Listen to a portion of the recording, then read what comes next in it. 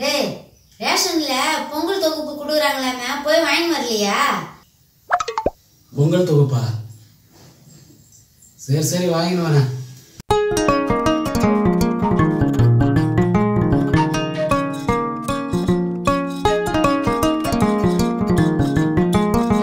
என்ன ஒரு புத்திசாலித்தனம். ரேஷன் போய் வந்துட்டியா? எங்க சக்கரை அரிசி தான் இருக்குது, கரும்பை காணோம். கரும்பு கொடுத்தாங்க, வரும் வழியில ஒரு பசுமாட்டுக்கு கரும்பை தானம் கொடுத்துட்டேன். பசுமாட்டு குத்தியா? நல்ல விஷயமா தான் இருக்குது. ஆமா, நீதான் சாமியாரையும் ஜாதகத்தையும் நம்பவே மாட்டிய, நீ எப்படி நம்பின? நேத்து ஒரு புக்ல ஒரு சாமியார் பரிகாரம் ஒண்ணு போட்டிருந்தாரு. முழு கரும்பை பசுமாட்டுக்கு தானமா கொடுத்தோம்னா குடும்பத்துக்கே ராஜயோகம் வருமா. நீயும் பாவம் பல தடவை பரிகாரத்தெல்லாம் நம்பி என்கிட்ட பசுமாட்டுக்கு இதை பண்ணு, பசுமாட்டுக்கிட்ட அதை கொடுங்குவேன். நான் தான் நம்பாத ஆளாச்சே.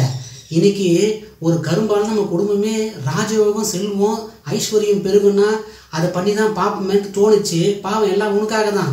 ஒரு கரும்பு தானே பரவாயில்ல போட்டுன்ட்டு பசுமாட்டுக்கு அப்படியே முழுசா எடுத்து கொடுத்துட்டேன். ஓ, புக்குல போட்டுக்கிறத பார்த்து நீ கொடுத்துட்டு வந்திருக்கிற. பரவாயில்லையே, இவ்வளவு நாள் நான் சொல்லின்னு இருந்தேன், நம்பவே இல்லை. இப்பயாச்சும் புக்கை பார்த்து நம்பனிய, நல்ல விஷயம் தானே. அப்போ நம்ம அடுத்த வருஷம் கரும்பு வலையை வச்சிடுவோமா, பெரிய கொடிஸ்பூன் ஆயிடுவோமா?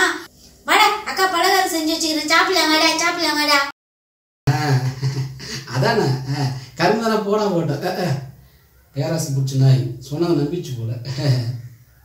வர கை கால் வைட்டு வரடி, பலகாரத்தை எடுத்து வைதா வந்துடுறேன்.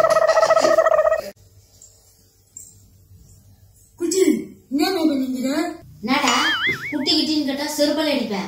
நீ எதுக்குடா வந்தா? பொங்கல் தொகுப்பு ரேஷன்ல குடுக்குறாங்க, கரும்பு பச்சை வச்சுக்கலாம், போய் வாங்கிட்டு வர பாலியா? அரிச்சும் சக்கரையும் தான் வாங்கி வந்தான். ஆனா கரும்பை பசுமாட்டுக்கு தானம் பண்ணிட்டு வந்துக்கிறான். எனக்கு ரொம்ப சந்தோஷமா இருக்குது. ஆமா, நீ எதுக்குடா வந்த? அந்த விஷயத்த சொல்றா. அதே போம உன் தம்பி முழு கரும்பு உட்காந்து அங்க துண்டாம எப்பயா பசுமாட்டுக்கு தானம் பண்ணுவாங்க. அதே போம டேய், ஒரு கரும்பு எங்கன்னா எப்படா பயன் பண்ண முடியும்? அவன் பசுமாட்டு தானே தானம் பண்ணிட்டு வந்தான். என் வெங்காயம் அதே மெய்யாது மேம, நான் சொல்லிட்டு உண்மைமே ஒன்னா கோச்சு மேல குடி சத்தியம் பண்றமே.